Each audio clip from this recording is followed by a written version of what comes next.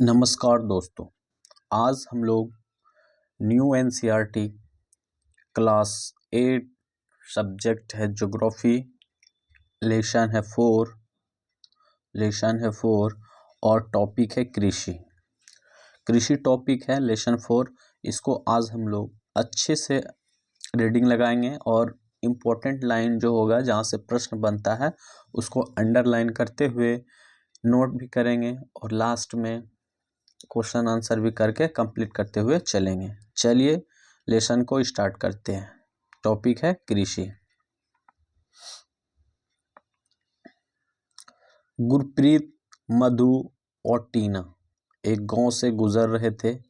वहां उन लोगों ने एक किसान को खेत की जुताई करते हुए देखा। किसान ने उन लोगों से कहा कि वह गेहूं की बुआई करने जा रहा है। क्या चीज़ का बुआई करने जा रहा है? तो गेहूं का बुआई करने जा रहा है और मृदा को अधिक उपजाऊ बनाने के लिए अभी खाद डाला है। उसने बच्चों से कहा कि गेहूं मंडी में अच्छी कीमत में बिकेगा, जहां उसे उस आटे में परिवर्तन करके कारखाने में डबल रोटी मतलब ब्रेड और बिस्कुट बनाने के लिए ले जाया जाएगा। पौधों से परिष्कृत उत्पाद तक के रूपांतरण में 3 प्रकार की आर्थिक क्रियाएं सम्मिलित हैं। ये प्राथमिक, द्वितीय, तृतीय क्रियाएं हैं। प्राथमिक क्रियाओं के अंतर्गत उन सभी क्रियाओं को शामिल किया जाता है जिनका संबंध प्राकृतिक संसाधनों के उत्पादन और निष्कर्षण से है। कृषि, मत्स्य और संग्रहण इनके अच्छे उदाहरण हैं। मतलब कह रहे हैं कि जब ये गेहूं बन के रेडी हो जाएंगे तब फिर भी इसको 3 प्रक्रिया से गुजरना होगा। पहला तो प्राथमिक हो, फिर द्वितीय और तृतीय। ठीक है। प्राथमिक क्रिया के अंतर्गत उन क्रियाओं को शामिल किया जाता है जिनका संबंध प्राकृतिक संसाधन के उत्पादन और निष्कर्षण से है। मतलब जो कि नेचुरल होता है। ठीक है। अब द्वितीय का देखते हैं क्या है। द्वितीय क्रियाएं इन संसाधनों के प्रसंस्करण से संबंधित है। इस्पात विनिर्माण, डबल रोटी पकाना और कपड़ा बुनना और क्रियाओं को उदाहरण है। ठीक है। बहुत सारा उदाहरण है जो कि द्वितीय सेक्टर का उदाहरण है। अब तृतीय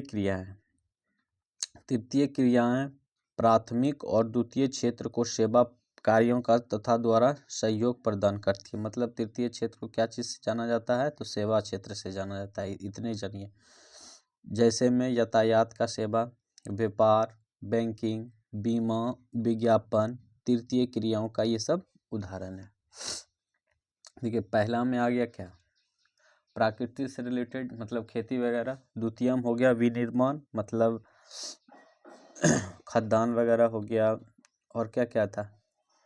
इस्पात और डबल रोटी बनाने वाली फैक्ट्रियां, ये सब ये क्या हो गया द्वितीय सेक्टर में। तृतीय सेक्टर में हो गया क्या? यातायात, बैंकिंग, बीमा जो सेवा प्रदान कराते हैं, ये सब तृतीय सेक्टर में है। चलिए कृषि एक प्राथमिक क्रिया है, मतलब प्राथमिक सेक्टर का है, मतलब प्राथमिक क्षेत्र का है। फसलों, फलों, सब्जियों, फूलों का उगाना और पशुधन पालना इसमें शामिल है। कृषि एक प्राथमिक प्रक्रिया है। इसमें क्या क्या है? फसलों, फलों, सब्जी फलों का उगाना। विश्व में 50% लोग कृषि से संबंधित क्रियाओं से संलग्न हैं। कितना? तो 50%। 50% लोग जो है लोग कृषि से संबंधित क्रियाओं में संलग्न है। भारत की 2/3 जनसंख्या अब तक कृषि पर निर्भर है। भारत की 2/3 जनसंख्या अब तक कृषि पर निर्भर है।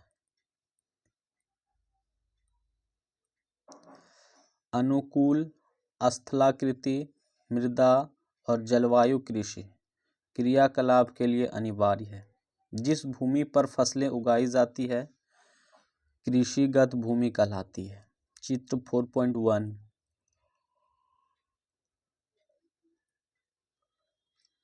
आप मानचित्र में देख सकते हैं कि कृषि क्रियाकलाप विश्व में उन्हीं प्रदेशों में संक्रेदित है जहां फसल उगाने के लिए बहुत उपयुक्त कारक विद्यमान है।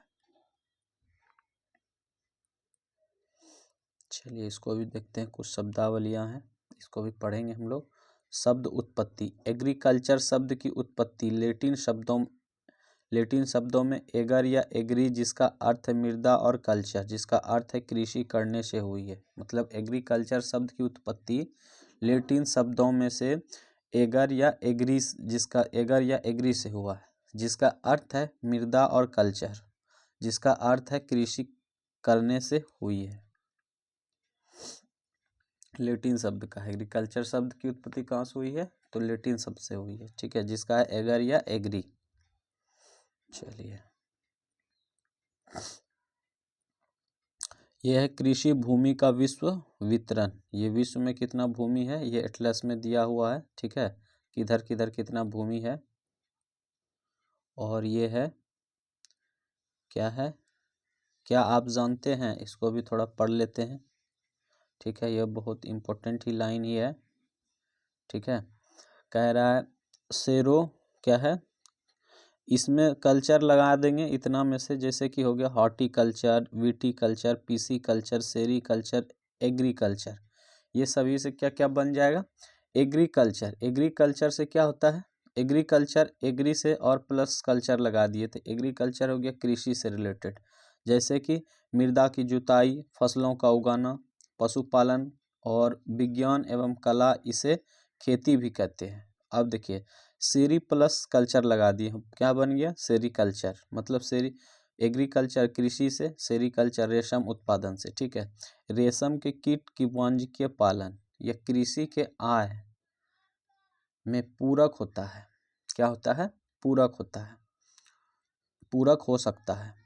चलिए, पीसी और प्लस कल्चर मिला दिए, ये वाला पीसी और ये कल्चर मिल गया, तो पीसी कल्चर से क्या हो जाता है? मत्स्य पालन हो जाता है, मछली का पालन। विशेष रूप से निर्मित तालाबों और पोखरों में मत्स्य पालन करते हैं, ठीक है। अब क्या है? Viticulture, VT plus culture, viticulture द्वारा क्या प्राप्त किया जाता है? द्रक्षा कृषि। क्या होता है? द्रक्षा कृषि, मतलब अंगूर की खेती। विटीकल्चर से क्या होता है? द्रक्षा कृषि या तो अंगूर की खेती। देखो अब यहाँ पे क्या है? Horti plus culture. हॉर्टिकल्चर मतलब क्या हो गया? उद्यान कृषि। क्या हो गया? उद्यान कृषि। वाणिज्यिक उपयोग के लिए सब्जियों, फूलों और फलों का उगाना। वाणिज्यिक उपयोग के लिए सब्जियों और फूलों का उगाना। चलिए अब पढ़ते हैं क्या है, तो अब कृषि तंत्र है। क्या है? कृषि तंत्र है। कृषि तंत्र, कृषि या खेती को एक तंत्र के रूप में देखा जा सकता है। कृषि या खेती को एक तंत्र मतलब एक रूप में देखा जा सकता है। इसके महत्वपूर्ण निवेश बीज, उर्वरक, मशीनरी और श्रमिक है। जुताई, बुआई,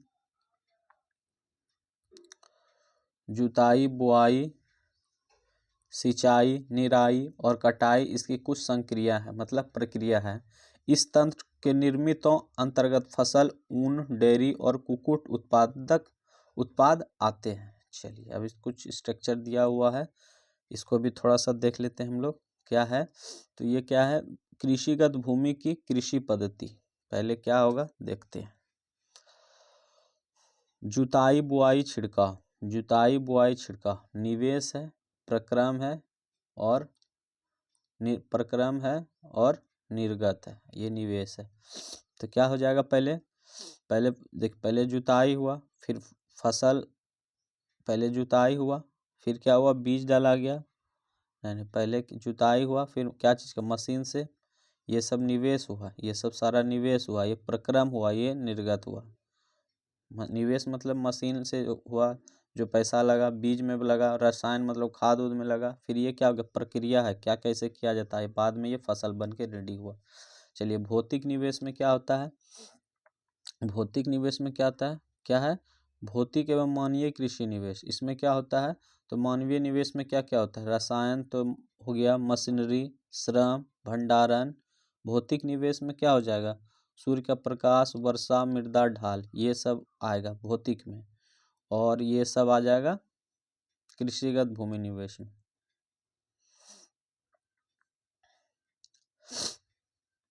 चलिए कृषि के प्रकार, कृषि के प्रकार को हम लोग पढ़ते हैं। विश्व में कृषि के विभिन्न तरीके से की जाती है। कृषि भी करने का तरीका जो होता है हर एक देश में अलग अलग होता है, ठीक है।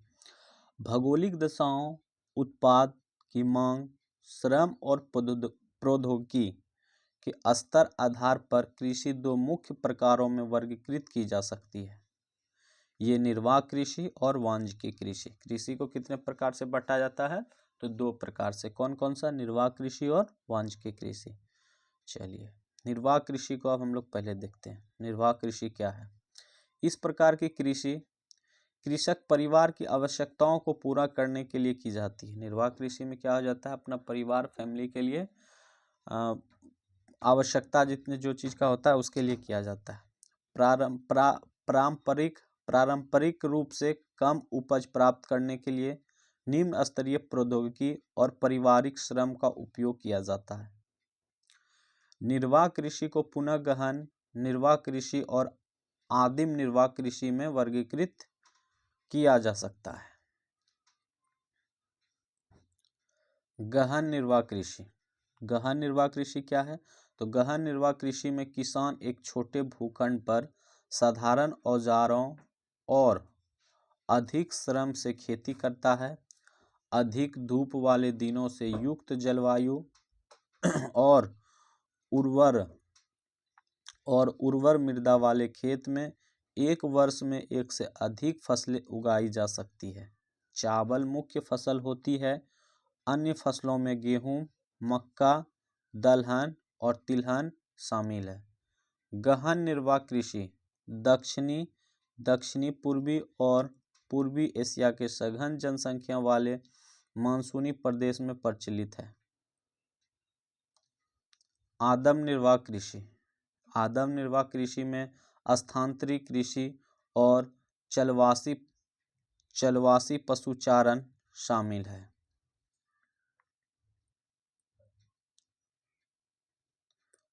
पहले इधर का भी देख लेते हैं, यहाँ पे क्या है, रोचक तथ्य के को ही देखते चलेंगे।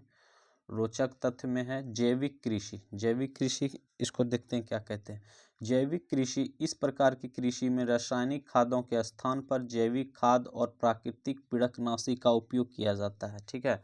उसमें रासायनिक मतलब खाद वगैरह सब प्रयोग नहीं किया जाता है।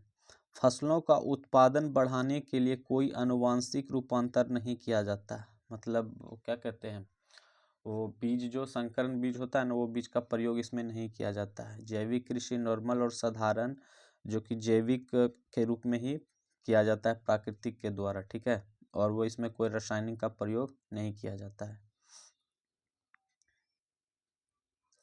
चलिए स्थानांतरित कृषि। स्थानांतरित कृषि क्या है, अमेज़न बेसिन के सघन वन क्षेत्र उष्णकटिबंधीय अफ्रीका, दक्षिण पूर्व एशिया और उत्तरी पूर्व भारत के भागों में प्रचलित है। कौन सा कृषि, तो स्थानांतरीय कृषि। ये भारी वर्षा और वनस्पति के तीव्र पुनर्जनन वाले क्षेत्र है। वृक्षों को काटकर और जलाकर भूखंड को साफ किया जाता है, तब राख को मृदा में मिलाया जाता है तथा मक्का, रतालू, आलू और कसावा जैसी फसलों को उगाया जाता है। पहले क्या करता है, जंगल जो रहता है जंगल को काट देता है, वो लकड़ी सूखने के बाद वही लकड़ी में आग लगा दिया जाता है, जो राख बनता है उसको मिट्टी में मिला दिया जाता है, तब वहाँ पे फसल उगाया जाता है। फसल में क्या क्या, तो मक्का, रतालू, आलू और कसावा। भूमि की उर्वरता की समाप्ति के बाद वह भूमि छोड़ दी जाती थी। जब वो भूमि पे उर्वरता, उसका पावर जो होता है ना, प्रोडक्शन करने का पावर, वो अगर छीन हो जाता था, तो खत्म हो जाता था, तो वो लोग क्या करते थे, वो उस भूमि को छोड़ दिए जाते थे और कृषि के लिए नए भूखंड पर चला जाता था, फिर वही प्रक्रिया करते थे। स्थानांतरीय कृषि को कर्तन और दहन कृषि के रूप में भी जाना जाता है। तो इसी का नाम क्या है? स्थानांतरित कृषि को और किस नाम से जाना जाता है? तो कर्तन एवं दहन कृषि के नाम से जाना जाता है। चलिए, चलवासी पशुचारण क्या है? ये अब नया टॉपिक है, चलवासी पशुचारण। सहारा के अर्धशुष्क और शुष्क प्रदेशों में, मध्य एशिया और भारत के कुछ भागों जैसे राजस्थान तथा जम्मू कश्मीर में प्रचलित है। इस प्रकार की कृषि में पशुचारक अपने पशुओं के साथ साथ चारों और पानी के लिए एक साथ से दूसरे स्थान पर निश्चित मार्गों से घूमते हैं। इस प्रकार की गतिविधि जलवायुविक बाधाओं और भूभाग की प्रतिक्रिया स्वरूप उत्पन्न होती है। पशुचारक मुख्यतः भेड़, ऊंट, मवेशी, याक और बकरियां पालते हैं। ये पशुचारकों और उनके परिवारों के लिए दूध, मांस, ऊन, खाल और अन्य उत्पाद उपलब्ध कराते हैं।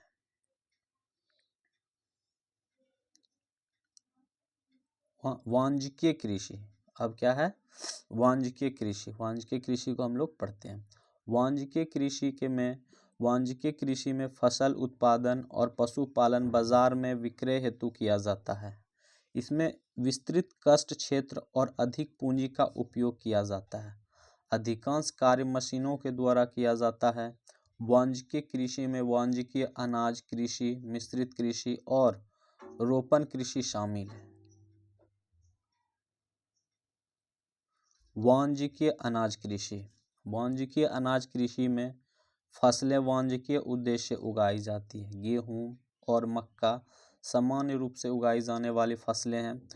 उत्तरी अमेरिका, यूरोप और एशिया के शीतोष्ण घास के मैदान वाणिज्यिक अनाज कृषि के प्रमुख क्षेत्र है। वाणिज्यिक अनाज कृषि के प्रमुख क्षेत्र कौन कौन है? तो ये हो जाएगा अमेरिका, यूरोप और उत्तरी अमेरिका और यूरोप और एशिया। ये क्षेत्र सैकड़ों हेक्टेयर के बड़े फार्मों से युक्त विरल आबादी वाले हैं। अत्यधिक ठंड वर्धन काल को बाधित करती है और केवल एक ही फसल उगाई जा सकती है। अब आ गया क्या? मिश्रित कृषि क्या कहते हैं इसको, कैसे क्या होता है इसमें, देखते हैं, इसको पढ़ते हैं।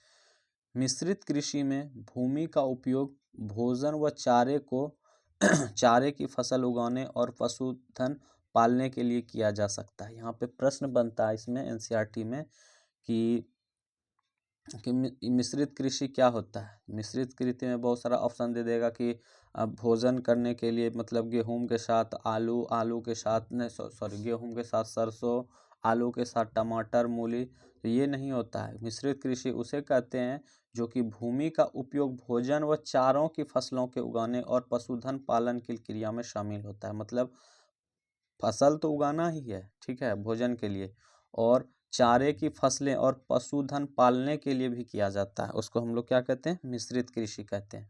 ये कहाँ प्रचलित है ये भी देखते हैं।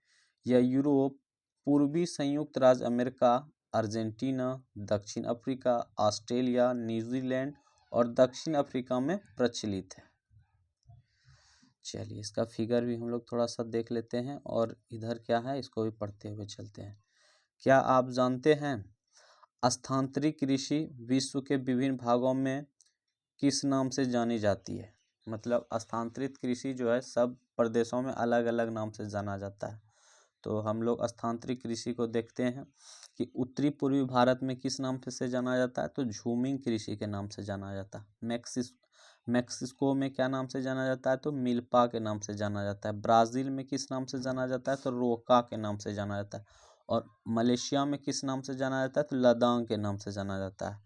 तो झूमिंग कहाँ फिर से एक बार रिवीजन कर लेते हैं कि झूमिंग कहाँ के लिए है? तो उत्तरी पूर्वी भारत के लिए। मिल्पा कहाँ है? मेक्सिको के लिए है। और रोका कहाँ का है? तो ब्राज़ील का है। और लदांग कहाँ का है? तो मलेशिया का है। चलिए, ये क्या है? ये है चलवासी पशु चारा अपने ऊँट के साथ सारा सामान लेके इधर उधर जाते हैं, साथ में है। और ये क्या है? गन्ना की रोपण कृषि।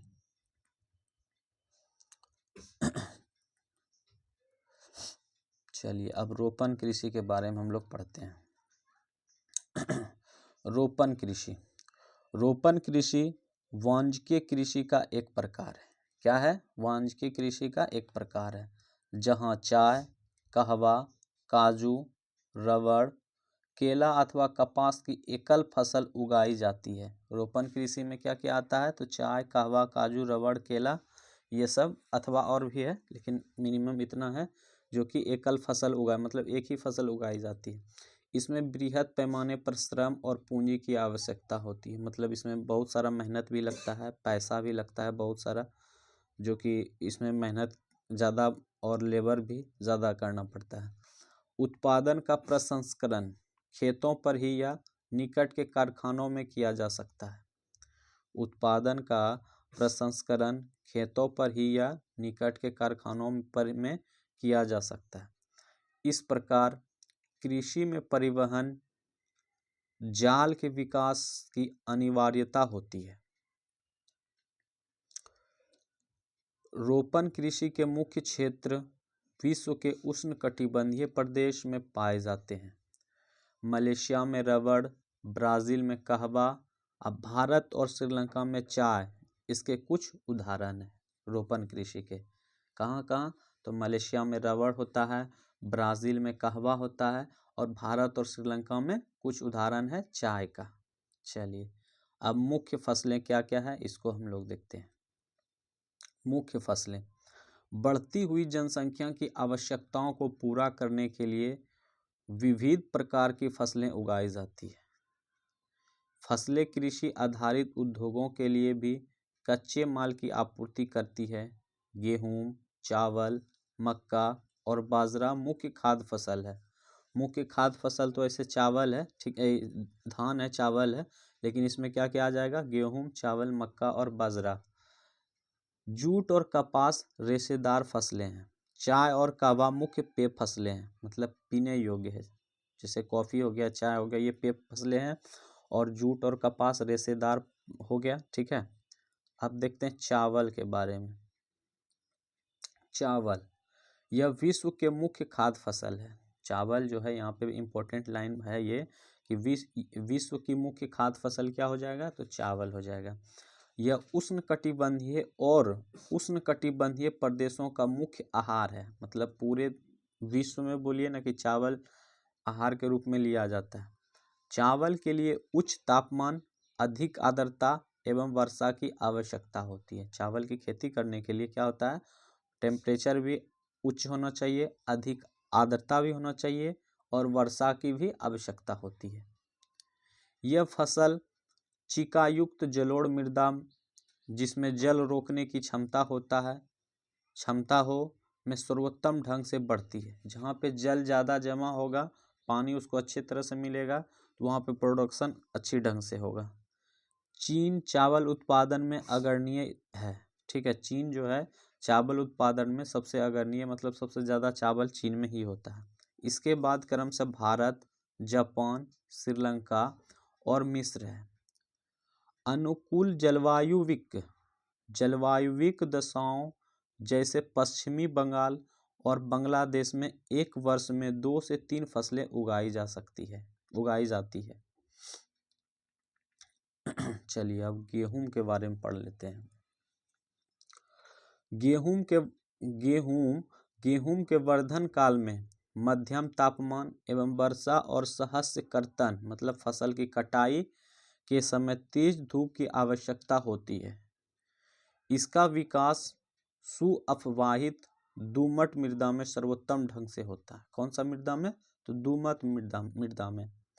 गेहूं संयुक्त राज्य अमेरिका, कनाडा, अर्जेंटीना, रूस और यूक्रेन, ऑस्ट्रेलिया और भारत में विस्तृत रूप से उगाया जाता है।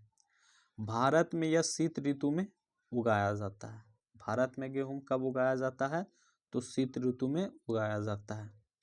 चलिए अब सबका फिगर भी देख लेते हैं। अच्छा, पहले मिलेट को पढ़ लेते हैं, उसके बाद फिगर देखेंगे।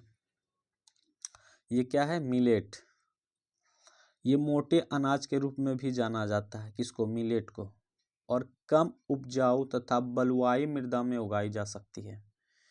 ये ऐसी फसल है जिसे कम वर्षा और उच्च माध्यम तापमान तथा पर्याप्त सूर्य प्रकाश की आवश्यकता होती है, जैसे ज्वार, बाजरा और रागी। भारत की, उसको पहले देख लेते हैं कहाँ पे क्या क्या था। ये हो गया केले की रोपण विधि, ठीक है, केला की खेती के लिए। और ये है चावल की कृषि, चावल की खेती कैसे जा रहा है, तभी क्या हो रहा है, बुआई चल रहा है धान की। और ये क्या है, तो गेहूं का सहस्य कर्तन, मतलब जब गेहूं तैयार किया जाता है तो उस समय क्या होता है, उसमें ज़्यादा टेम्परेचर चाहिए, तापमान ज़्यादा चाहिए उसको। और ये क्या है, बाजरे की कृषि, ये क्या है, तो बाजरे की कृषि। यहाँ पे क्या था, रागी भारत में उगाए जाते हैं। नाइजीरिया, चीन, नाइजर इसके अन्य उत्पादक देश हैं। चलिए अब हम लोग किसको पढ़ेंगे, तो मक्का को पढ़ेंगे, ठीक है। मक्का, इसके लिए मध्यम तापमान, वर्षा और अधिक धूप की आवश्यकता होती है। मक्का के लिए क्या क्या है, तो मध्यम तापमान मतलब मिनिमम तापमान, और वर्षा और अधिक धूप की आवश्यकता होती है। इसके सुअप्रभावित उपजाऊ मृदा की आवश्यकता होती है। मक्का उत्तरी अमेरिका, ब्राज़ील, चीन, रूस, कनाडा, भारत और मैक्सिको में उगाई जाती है। देखिए यहाँ पे हो रहा है, ये 4.10 में मक्के की कृषि की जा रही है। यहाँ पे पकने के बाद उसको ये तोड़ा जा रहा है। चलिए अब है कपास, कपास का खेती कैसे होता है इसको देखते हैं। इसकी वृद्धि के लिए, कपास की वृद्धि के लिए उच्च तापमान मतलब टेम्परेचर हाई होना चाहिए, हल्की वर्षा, 200 से 210 पलारित दिन के और तेज चमकीली धूप की आवश्यकता होती है। कितना, तो 200 से 210 पाला रहित, मतलब 200 से और 200 से 210 पाला रहित दिन और तेज चमकीली धूप की आवश्यकता होती है। यह काली और जलोढ़ मिट्टी में सर्वोत्तम उगाई जाती है। मतलब कपास जो है काली मिट्टी और जलोढ़ मिट्टी में सर्वोत्तम, मतलब अच्छा क्वालिटी का और अच्छा ज़्यादा मात्रा में प्रोडक्शन हो सकता है। ये कहाँ कहाँ होता है, तो ये चीन, संयुक्त राज्य अमेरिका, भारत, पाकिस्तान, ब्राज़ील और मिस्र कपास के अग्रणी उत्पादक है। यह सूती वस्त्र उद्योग के लिए एक महत्वपूर्ण कच्चा माल है। तो यही है, देख लीजिए, कॉटन, ठीक है, कपास जिसको कहते हैं। अब आ गया क्या, पटसन, पटसन के बारे में हम लोग देखेंगे। पटसन किसको कहते हैं, पटसन, इसको सुनहरा रेशा के रूप से में भी जाना जाता है। प्रश्न यहाँ से बनता है कि सुनहरा रेशा के रूप में किन्हें जानते हैं, कॉटन, पटसन, और 2-4 ऑप्शन दे देगा तो ये हो जाएगा पटसन। ये बहुत इंपॉर्टेंट लाइन है। पटसन को क्या कहते हैं, तो सुनहरा रेशा के रूप में भी जाना जाता है। यह जलोढ़ मृदा में अच्छे ढंग से विकसित होता है और इसे उच्च तापमान, भारी वर्षा और आर्द्र जलवायु की आवश्यकता होती है। यह फसल उष्णकटिबंधीय क्षेत्रों में उगाई जाती है। भारत और बांग्लादेश पटसन अग्रणी उत्पादन है। कौन कौन सा, तो इंडिया, भारत और बांग्लादेश पटसन का ज़्यादा प्रोडक्शन करते हैं। चलिए अब आ गया कॉफ़ी। कॉफ़ी का खेती कैसे किया जाता है इसको देखते हैं। कॉफ़ी, इसके लिए गर्म एवं आर्द्र जलवायु और सुअपवाहित दोमट मृदा की आवश्यकता होती है। कौन सी मृदा, तो दोमट मिट्टी का आवश्यकता होता है कॉफ़ी के लिए। इस फसल की वृद्धि के लिए पर्वतीय ढाल अधिक उपयुक्त होती है, मतलब पर्वतीय आकार के ढाल होना चाहिए, उस पर ज़्यादा अच्छे मात्रा में प्रोडक्शन होता है। ब्राज़ील कॉफ़ी का अग्रणी उत्पादक है। यहाँ पे भी इम्पोर्टेंट लाइन है कि कॉफ़ी का सबसे अग्रणी उत्पादक देश कौन सा है, तो ब्राज़ील हो जाएगा, ठीक है। इसके पश्चात कोलंबिया और भारत भी है बाद में, लेकिन सबसे ज़्यादा कहाँ है, ब्राज़ील, और उसके बाद कोलंबिया, फिर भारत। चलिए ये कॉफ़ी की कृषि है, देख लीजिए यहाँ पे। और अब इधर क्या है, इसको भी हम लोग पढ़ते हुए चलेंगे। क्या है, क्या आप जानते हैं मक्का को कॉर्न के नाम से भी जाना जाता है। मक्का को क्या नाम से जाना जाता है? तो कॉर्न के नाम से जाना जाता है। विश्व में इसकी विभिन्न रंग बिरंगी प्रजातियां पाई जाती है। मतलब पूरे विश्व में मक्का की कलर रंग बिरंग मतलब कलरफुल मात्रा में भी पाया जाता है। ठीक है, मक्का को और किस नाम से जाना जाता है? तो कॉर्न के नाम से भी जाना जाता है। ये सब इंपॉर्टेंट लाइन है, इसको याद रखते हुए चलेंगे। चलिए, रोचक तथ्य, कुछ और तथ्य पढ़ते हैं उसको। कॉफ़ी के कॉफ़ी के पौधों की खोज किसने की थी? मतलब हम लोग जो कॉफ़ी पीते हैं उसके पौधों की खोज किसने किया था? चलिए उसके बारे में पढ़ते हैं। कॉफ़ी की खोज के विषय में विभिन्न कहानियाँ प्रचलित है। लगभग 850 ईस्वी में कालदी नाम का एक अरबवासी, क्या था? कालदी नाम का एक अरबवासी था, ठीक है, जो बकरी चराने वाला था। क्या करते थे वो? बकरी चराता था।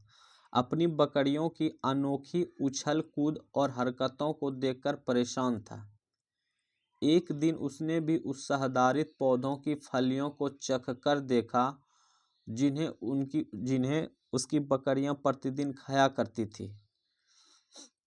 उसे आनंद की भाव का अनुभव करने के बाद अपनी खोज के विषय में संसार को बताया। मतलब उसकी बकरी जब खाती थी ना कॉफ़ी के पत्तियां, तो बकरी अजीब हरकत करती थी, मतलब कभी उछलती थी, उसका माइंड फ्रेश हो जाता था।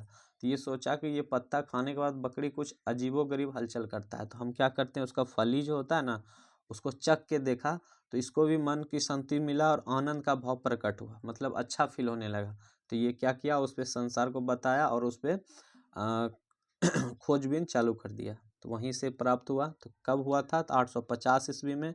कहाँ के निवासी थे ये? तो अरबवासी थे। क्या नाम था? तो कालदी नाम था। इतना याद रखना। क्या करते थे? बकरी चराने वाला था। चलिए, अब चाय, कॉफी तो हो गया, अब चाय के बारे में देखते हैं। चाय बागानों में उगाई जाने वाली एक पेय फसल है। चाय जो है बागानों में उगाई जाने वाली एक पेय फसल है। इसकी कोमल पत्तियां की वृद्धि के लिए ठंडी जलवायु और वर्षा भर समृद्ध उच्च वर्षा की आवश्यकता होती है। मतलब चाय उगाने के लिए क्या चाहिए? ठंडी वातावरण चाहिए और वर्षा भी उसको मिनिमम तौर पे मिलते रहना चाहिए। इसके लिए सुअपवाहित दोमट मृदा और मंद ढाल की आवश्यकता होती है। मतलब हल्का स्लोली ढाल होना चाहिए और मिट्टी कौन सा होना चाहिए? तो दोमट मिट्टी होना चाहिए। ठीक है।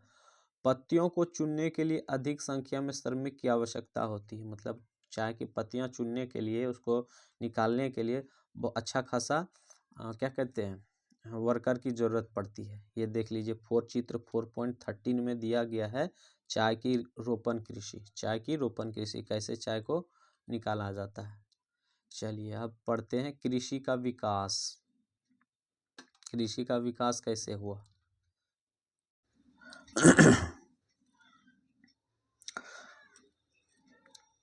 कृषि का विकास। कृषि विकास का संबंध बढ़ती जनसंख्या से बढ़ती है। कृषि विकास का संबंध बढ़ती जनसंख्या से बढ़ती मांग को पूरा करने के लिए कृषि के उत्पादन को बढ़ाने की दशा में किए जाने वाले प्रयासों का यह तरीका कई तरीकों से प्राप्त किया जा सकता है। जैसे बोए गए क्षेत्र में विस्तार करके, बोई जाने वाली फसलों की संख्या बढ़ाकर, सिंचाई सुविधाओं में सुधार करके, उर्वरक और उच्च उपज देने वाले बीजों का प्रयोग द्वारा। कृषि को मशीनीकरण में कृषि का विकास का एक अन्य पहलू है। कृषि के विकास के चरम लक्ष्य खाद्य सुरक्षा को बढ़ाना है। कृषि में विकास विश्व में विभिन्न भागों में विभिन्न गतियों से हुआ है। अधिक जनसंख्या वाले विकासशील देश अधिकतर गहन कृषि करते हैं। मतलब जो अधिक जनसंख्या भी है और विकासशील देश, विकसित देश नहीं, विकासशील देश अधिकतर गहन कृषि करते हैं। जहाँ छोटी जोतों पर सामान्य जीविकोपार्जन के लिए फसलें उगाई जाती है। बड़ी जोतों वाणिज्यिक कृषि के लिए अधिक उपयुक्त होती है, जैसे संयुक्त राज्य अमेरिका, कनाडा और ऑस्ट्रेलिया में है। आओ हम दो फार्मों के बारे में जानते हैं। आओ हम दो फॉर्म, एक भारत और दूसरे संयुक्त राज्य अमेरिका के वस्तु स्थिति अध्ययनों की सहायता से विकासशील और विकसित देशों में कृषि के विषय को जानें। देखिए, भारत है विकासशील देश और अमेरिका क्या है, विकसित देश है। दोनों में क्या क्या डिफरेंसेस है उसको हम लोग देखेंगे। चलिए, इससे पहले ये क्या है इसको हम लोग पढ़ लेते हैं। क्या आप जानते हैं खाद्य सुरक्षा तभी बनी रहती है जब सभी व्यक्तियों को क्रियाशील और स्वस्थ जीवन जीने के लिए आहार की आवश्यकता और प्राथमिक के आधार पर हर समय पर्याप्त और सुरक्षित और पौष्टिक खाद्य पदार्थ की सुविधा उपलब्ध हो। चलिए, भारत का एक फॉर्म को फिर देखेंगे, उसके बाद फिर अमेरिका के एक फॉर्म को देखेंगे और दोनों में तुलना करेंगे। एक विकसित देश है और एक विकासशील देश है। तो अभी हम लोग पढ़ रहे हैं विकासशील देश के बारे में, भारत के बारे में। उत्तर प्रदेश के गाजीपुर जिले में आदिलाबाद एक छोटा सा गांव है। मुन्ना लाल इस गांव का एक छोटा किसान है। इसके पास 1.5 हेक्टेयर का एक फार्म है, मतलब 1.5 हेक्टेयर का एक भूमि है, फार्म है। उसका आवास मुख्य गांव में है। वह अधिक उपज देने वाले बीजों को बाजार से वर्षों के एकांतर पर खरीदता है। उसकी भूमि उर्वर और वह वर्ष में कम से कम 2 फसलों, सामान्यतः गेहूं या चावल और दालें उगाता है। ठीक है। किसान अपने मित्रों और बुजुर्गों के साथ साथ सरकारी कृषि अधिकारियों से कृषि कार्यों के संबंध में सलाह लेता है। वह अपने खेत की जुताई के लिए भाड़े पर ट्रैक्टर लेता है। यद्यपि उसके कुछ मित्र अभी भी बैल से ही खेतों को जोतने की परंपरागत विधि का प्रयोग करते हैं। समीप के खेत में एक नलकूप है जिससे वह अपने, देखिए यहाँ पे फिगर है, चित्र 4.14, खेत को जोतते हुए किसान, ठीक है, हल से जोत रहे हैं, क्या है यहाँ पे, जिससे वह अपने खेत की सिंचाई के लिए भाड़े पर लेता है। मुन्ना लाल के पास 2 भैंस और कुछ मुर्गियां भी है। मुन्ना लाल के पास 2 भैंस और कुछ मुर्गियां भी है। वह निकट के शहर में स्थित सहकारी भंडार में दूध बेचता है। वह वहाँ का एक सदस्य है। सहकारी समिति उसके जानवरों के लिए चारे के प्रकार, पशुधन के स्वास्थ्य की सुरक्षात्मक उपायों और कृत्रिम गर्भाधान के संबंध में भी सलाह देती है। कृषि के विविध कार्यों में परिवार के सभी सदस्य उसकी सहायता करते हैं। कभी कभी वह बैंक या कृषि सहकारी समिति से बीजों के उच्च उपज वाली किस्मों और औजारों को खरीदने के लिए ऋण लेता है। वह अपने उत्पाद को निकट के शहरों में स्थित मंडी में बेचता है। अधिकांश किसानों के पास भंडारण सुविधा की कमी होती है। इसके लिए वह बाजार के अनुकूलन न होने पर भी अपने उत्पादकों को बेचने के लिए विवश हो जाते हैं। मतलब बहुत सारा जब खेतों में प्रोडक्शन हो जाता है, बहुत सारे फसल हो जाते हैं, तो हर एक किसान के पास रखने के लिए और प्लेस नहीं होता है। उस कारण क्या होता है, उसको बेचना मजबूरी हो जाता है, बेचना पड़ता है। हाल ही के वर्षों में सरकार ने भंडारण की सुविधा के लिए विकास के लिए कुछ कदम उठाए। मतलब सरकार क्या किया कि भंडारण मतलब रखने की व्यवस्था किया गया है। चलिए, ये क्या है, भारत के खेत है ये, ठीक है। अब पढ़ते हैं, ये विकासशील देश के थे, और अब पढ़ते हैं संयुक्त राज्य अमेरिका में कैसे कृषि होता है। और ये तो विकसित देश है, ठीक है। अमेरिका कैसा है, तो विकसित देश है। भारत कैसा है, तो विकासशील देश है। चलिए, संयुक्त राज्य अमेरिका में एक फार्म का औसत आकार भारतीय फार्मों की तुलना में बहुत बड़ा होता है। वहाँ का जो एक फार्म होता है वो भारत के तुलना में, यहाँ तो कितना था, 1.5 हेक्टेयर का था, भारत के तुलना में वहाँ ज़्यादा होता है। संयुक्त राज्य अमेरिका में एक प्रारूपिक फार्म का आकार 250 हेक्टेयर का होता है। सोचिए, यहाँ कहाँ 1.5 और वहाँ 250। किसान सामान्यतः फार्म में ही रहता है, मतलब वहाँ का किसान घर उसी में बना लेता है, वहाँ जो खेती करने के लिए फार्म जो होता है ना उसी में रहता है। मक्का, सोयाबीन, गेहूं और चुकंदर यहाँ उगाई जाने वाले कुछ महत्वपूर्ण फसलें हैं। संयुक्त राज्य अमेरिका के मध्य पश्चिम में स्थित आयोवा राज्य के एक किसान जो हॉर्न के पास 300 हेक्टेयर भूमि है, वह अपने खेत में मक्का तब उगाता है जब आश्वस्त हो कि मृदा और जल संसाधन इस फसल की आवश्यकता को पूरा कर देंगे। मतलब वो देख समझ के कृषि करते हैं। फसल को नुकसान पहुंचाने वाले पीड़कों पर नियंत्रण करने के लिए पर्याप्त उपाय किए जाते हैं। समय समय पर वह मृदा के नमूनों को मृदा परीक्षण प्रयोगशाला में जांच करने के लिए भेजता है कि उसमें पर्याप्त पोषण है या नहीं है। मतलब भारत में ऐसा नहीं होता है, वहाँ क्या होता है मिट्टी का जांच होता है कि इसमें देखिए तो मिट्टी में उर्वरक क्षमता है, इसमें खेती करेंगे तो इसमें प्रोडक्शन करने लायक है इसमें। तो ये क्या करते हैं प्रयोगशाला में जाके मिट्टी को जंचवाते हैं ताकि फसल को नुकसान नहीं हो, कोई तरह की समस्या हो तो उसका समस्या समाधान हम लोग कर पाएंगे। तो विकसित देश में यही सब होता है, थोड़ा सा हटके।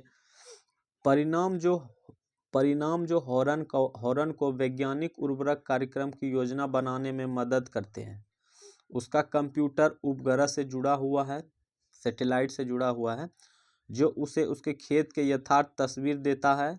यह रासायनिक उर्वरक देखिए वहाँ का खेत जो है कैमरा में है कैद, ठीक है, वो सैटेलाइट से सब कनेक्ट किया हुआ रहता है, ठीक है, जो कि वो खेतों का तस्वीर घर पे भी रहेगा तो आराम से वो देख सकता है, ठीक है।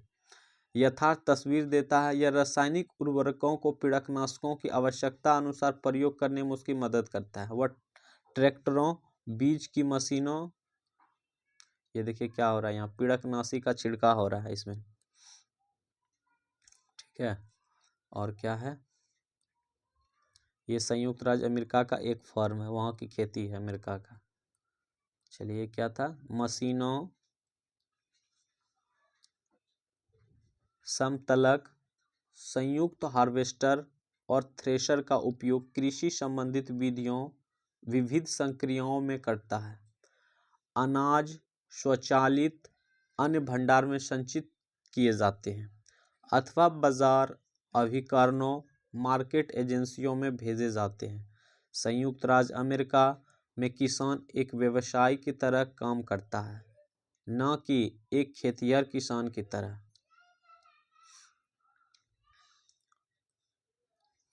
संयुक्त राज्य अमेरिका के फॉर्म में मशीनीकृत खेती। चलिए ये हो गया टॉपिक कंप्लीट। अब कुछ प्रश्न देख लेते हैं, उसके बाद टॉपिक को समाप्त करेंगे। 2 नंबर प्रश्न है सही उत्तर को चिन्हित कीजिए। कह रहा उद्यान कृषि का अर्थ क्या होता है। फर्स्ट नंबर प्रश्न है उद्यान कृषि का अर्थ क्या होता है। उद्यान कृषि का अर्थ होता है फलों और सब्जियों को उगाना। गो नंबर। 2 नंबर प्रश्न है सुनहरा रेशा से अभिप्राय है। अभी उस समय हम बताए थे कि सुनहरा रेशा किसे कहते हैं, तो पटसन को कहते हैं, अंडरलाइन भी किए थे। 3 नंबर प्रश्न है कॉफी का प्रमुख उत्पादक है। कॉफी का मतलब सबसे ज़्यादा उत्पादक कौन करता है, कॉफ़ी ब्राज़ील, वहाँ बताए थे। उसके बाद कोलंबिया, फिर भारत, तो सबसे ज़्यादा कौन सा हो जाएगा, ब्राज़ील हो जाएगा, को नंबर। चलिए ये टोटल हो गया कंप्लीट। ये लेसन 4 था, टॉपिक था कृषि, जो कि आज हम लोग इसको कंप्लीट कर दिए। अब नेक्स्ट एक्सरसाइज है 5, जो कि नेक्स्ट क्लास में होगा। आज का क्लास यहीं पे समाप्त करते हैं। धन्यवाद।